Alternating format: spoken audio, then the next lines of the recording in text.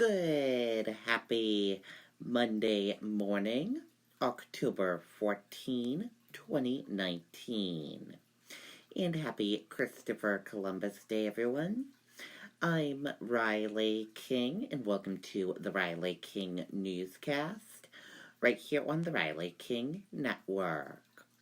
We have a lot of news to get to this morning, so let's get started. First up, suspect in Pelham church shooting faces new charges. Suspect is stepson of minister killed earlier this month. Let's take a listen to the video from WMUR News 9.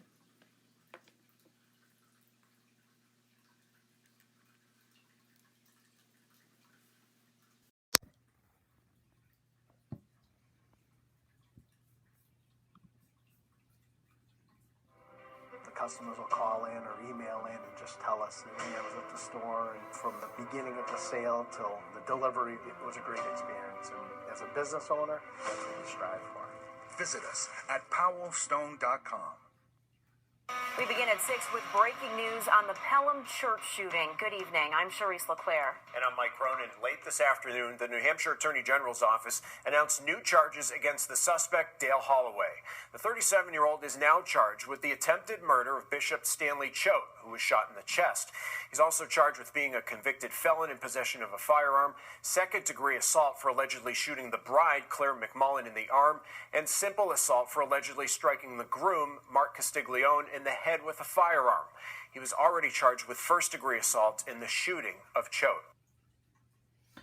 Okay, and there you go on that video and that report.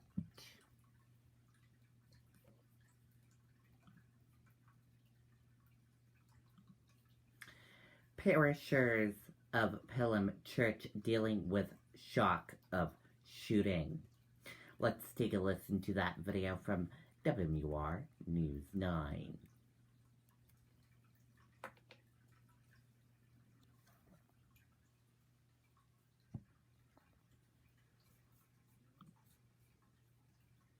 When family and friends come together on a beautiful day, what better place to be than in your own backyard?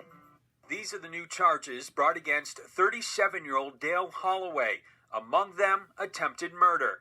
They're in addition to a first-degree assault charge Holloway was arrested on after officials say he opened fire during a wedding at New England Pentecostal Ministries in Pelham on Saturday, shooting the bride, 60-year-old Claire McMullen, and a local bishop, 75-year-old Stanley Choate. McMullen was hit in the arm and is expected to be okay. Choate was shot in the chest, underwent surgery at a Boston hospital, and is said to be in serious condition. Everybody's still in shock because we never expected, number one, to happen in a church, never mind happening in New Hampshire. There were no services at the church Sunday morning. Instead, a cruiser sat out front as the entrance was roped off in crime scene tape. Meanwhile, members of the church drove north to Manchester for a ceremony at its Queen City branch. I'm coming to get encouraged, but be an encouragement to others that God has this all in control. In Lowell, leadership at CCF Ministries welcomed roughly 30 people from New England Pentecostal, providing a shoulder to lean on to help them get through this difficult time. Comfort them and speak hope, love, forgiveness, no revenge, no retaliations. And now there's also a child care center located at this church. The center says it will be closed until Thursday. A parents' meeting is scheduled for Wednesday night at 6 o'clock. Counselors will be on hand for that meeting. In the meantime, Holloway will be arraigned on Tuesday. Reporting live in Pelham, I'm Tim Callery, WMUR News 9. Okay, and there you go on that video and that report.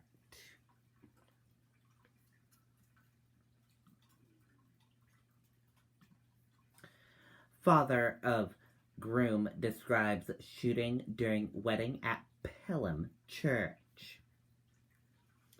Let's take a listen to that video from WMUR News 9, Mike Cronin.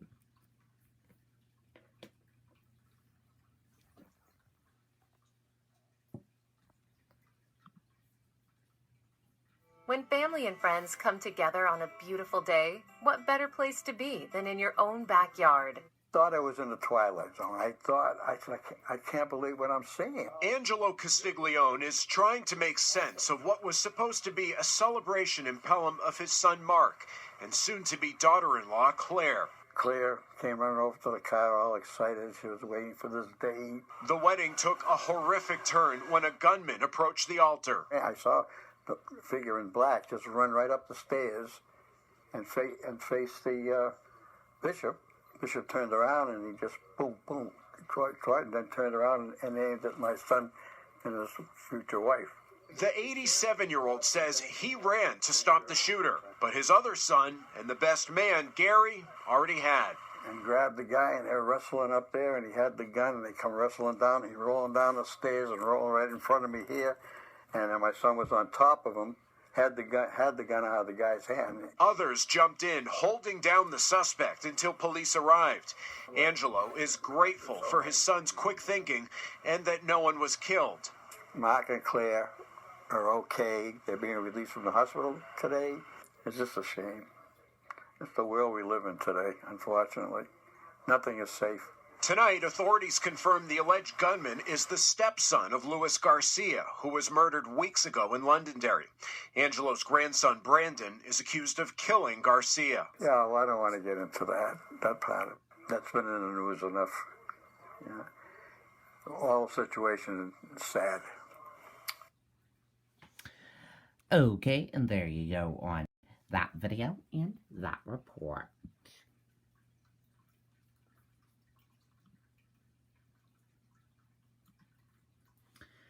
Motorcyclist in critical condition after head-on crash with tractor-trailer in Chesterfield.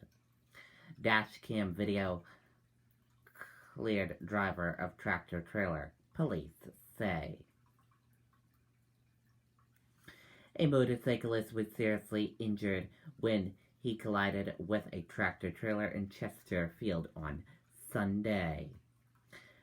At about 4:30 p.m., Chesterfield police and firefighters along with state police responded to a reported head-on traffic collision involving a tractor-trailer and a motorcycle on Route 9, just west of the New Hampshire State Liquor Store. The primary investigation revealed that a 2014 Harley Davidson was traveling west on Route 9 when it crossed over the center turn lane, when then was traveling west eastbound lane, ultimately striking a 2014 International trailer truck head-on. The driver of the motorcycle, who was not wearing a helmet, was transported to Bartlett Memorial Hospital in Bartlett, Vermont, with life-threatening injuries, and then was airlifted to Dartmouth Hitchcock Medical Center in Lebanon. He remains in critical condition, and his name is being withheld pending notification to family members. The operator of the tractor-trailer is Sean M.G., 30, of the Bronx, New York. Video obtained from M.G.'s tractor-trailer confirmed M.G. was lawfully traveling eastbound in the regular travel lane when the motorcycle crossed into his lane and struck him head-on. The investigation into the crash is ongoing. Anyone who witnessed the collision and was not involved, interviewed at the scene, is asked to contact Officer Derek Jackson at 603-363-4233, extension 63. One teenager killed, 2 others seriously injured in crash in Bath on Sunday. Driver lost control, officials say. Let's take a listen to that video.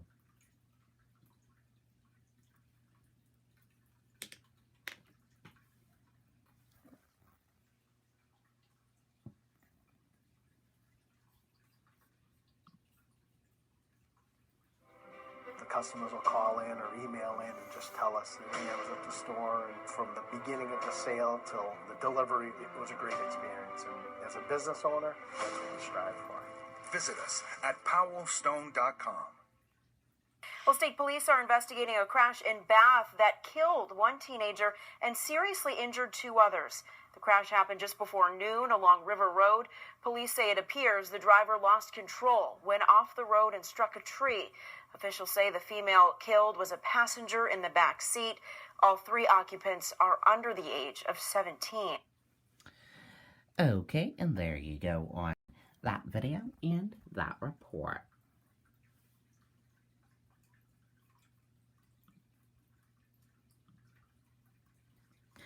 Deaths of man, baby killed in Northampton fire ruled accidental. Both died from smoke inhalation, medical examiner says. Let's take a listen to the video from WR News 9.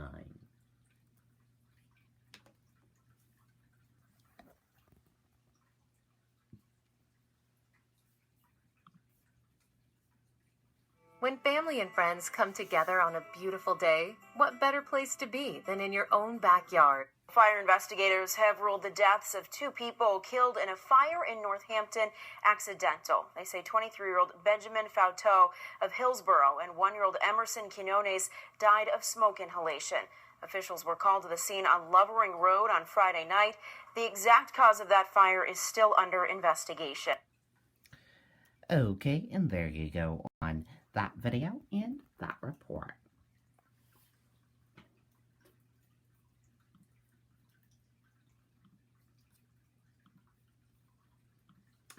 Leaf peepers enjoying beautiful Sunday in New Hampshire.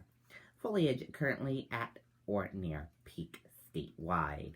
Let's take a listen to that video from WR News 9.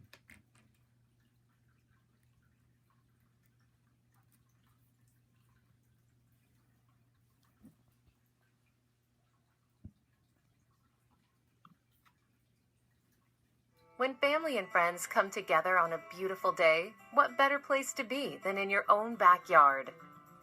Well, some bright sunshine and comfortable temperatures today made for some perfect weather to go leaf peeping. The colors are incredible across the Granite State right now. Wears Beach in Laconia was busy this afternoon with people from all over the country coming to New Hampshire to enjoy these beautiful fall colors. And for Granite Staters, this never gets old.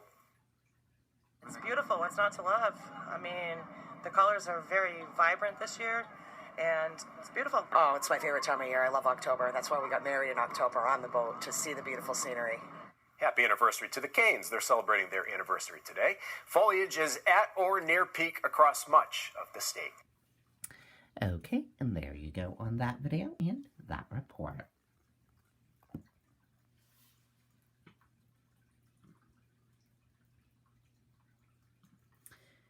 And now let's take a look at your 2020 New Hampshire candidate tracker for today.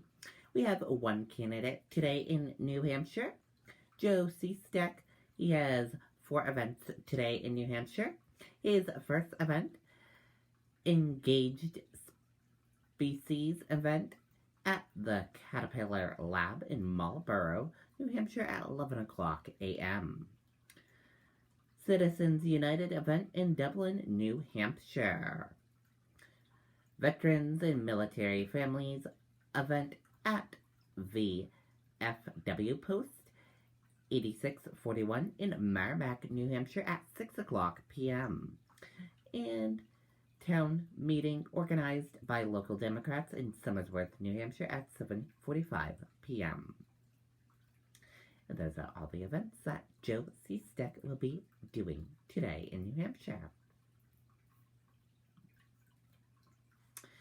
Democrat nominees headed to Ohio for the 4th 2020 presidential debate. Let's take a listen to that video from ABC News.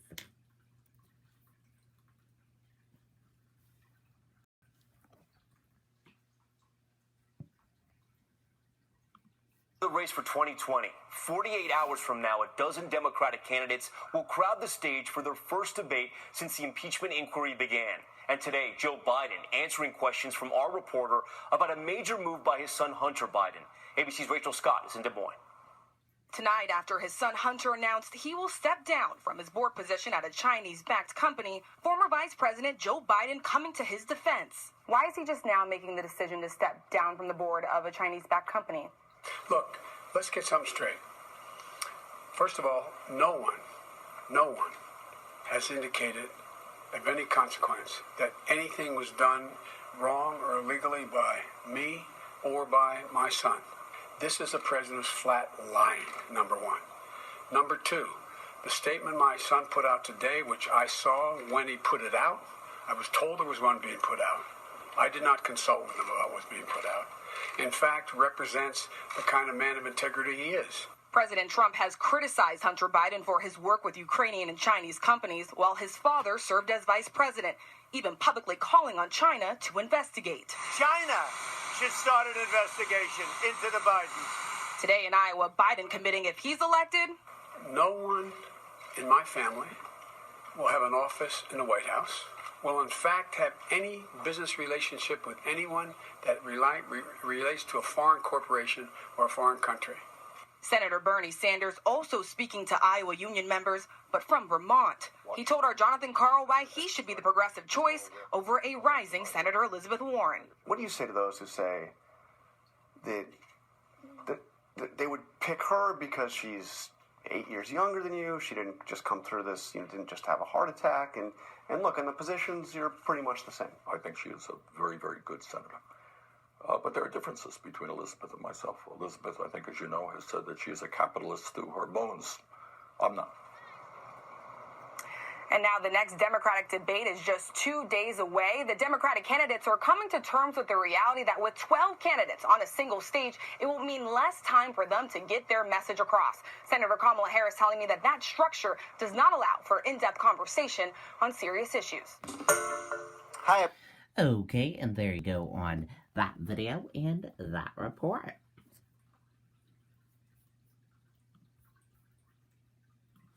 And as you know, today is Christopher Columbus Day, so let's take a look at history of the holiday Columbus Day history. Let's take a look at the video.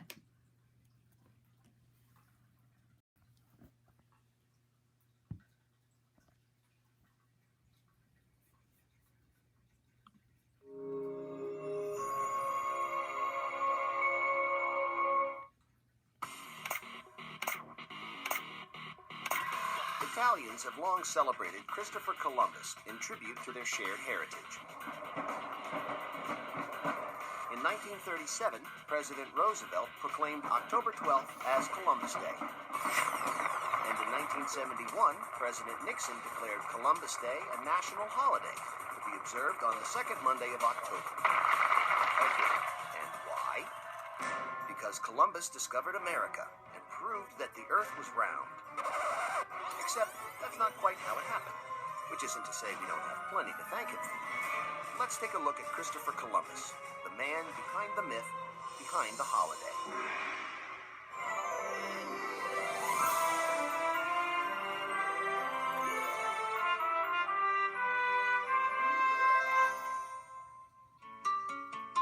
We all know how it started. On August 3rd, 1492, Columbus and his 3 ships, the Nina, the Pinta, and the Santa Maria, set out from Spain and embarked on an historic journey. True, but let's settle the why once and for all. Columbus wasn't trying to prove the earth was round. He didn't need to. Greek mathematician Pythagoras suspected we were living on a sphere as early as the 6th century BC. And Aristotle backed him up 2 centuries later when he noticed the Earth's shadow could be seen during a lunar eclipse, sliding past the moon in miniature, and it was round. So why did Columbus bother getting off the couch at all? Money.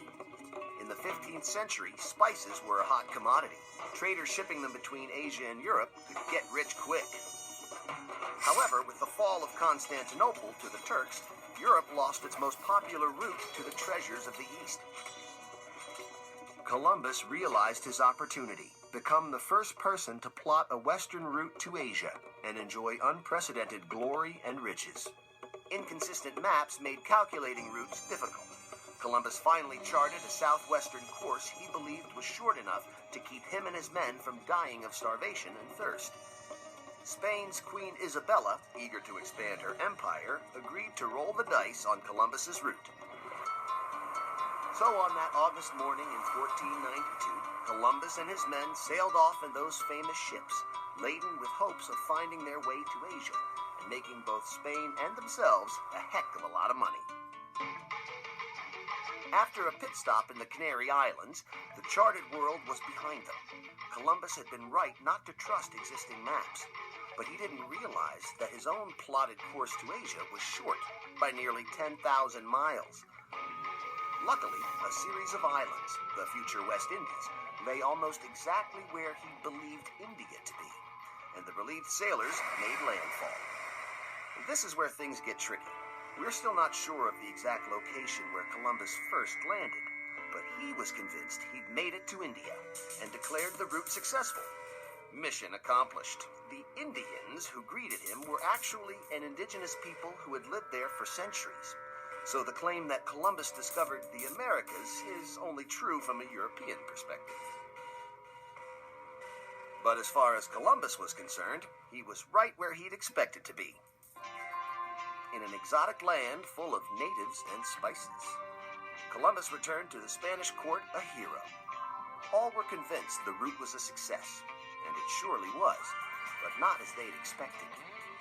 Columbus inadvertently achieved the monumental task of joining the two hemispheres, in effect doubling the size of the habitable planet and establishing trade between the continents. So, on Columbus Day, raise a glass to famed navigator Christopher Columbus, who missed the mark and hit it just the same.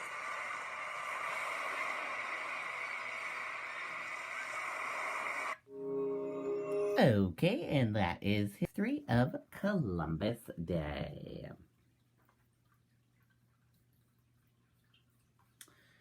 And the 2019 Columbus Day Parade you can watch on ABC 7NY, live on ABC 7NY. The 75th Annual Columbus Day Parade, the largest celebration of Italian-American heritage and culture in the world, steps off in New York City on Monday, October 14, 2019. ABC 7NY is proud to partner with the Columbus Citizen Foundation and to present live coverage of the parade from noon through 3 o'clock. Join Ken Rerosto, Lauren Glassberg, and Sandra Bookman for all the color and fun from the parade. This year's event features over 130 groups and nearly 1 million spectators. It shines a spotlight on Italian design and cuisine, with Grand Marshal Massimo Fergomo and Chairman of Fergomo U.S. leading the way. Performances will include the cast of Aladdin and the United States Military Academy Marching Band. Event Columbus Day Parade, location 5th Avenue from 44th to 72nd Streets in New York City. Today, October 14, 2019. Hours from 11:30 to 3 p.m. Broadcast WABC 7 TV, 12 noon to 3 o'clock p.m. And here is more information about the parade from the Columbus Citizen Foundation. Take a look.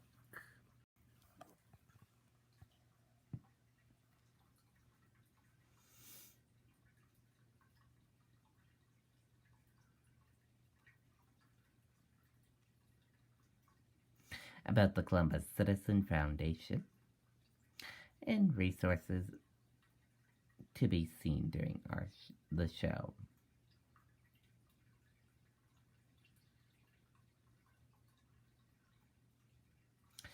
And there you go.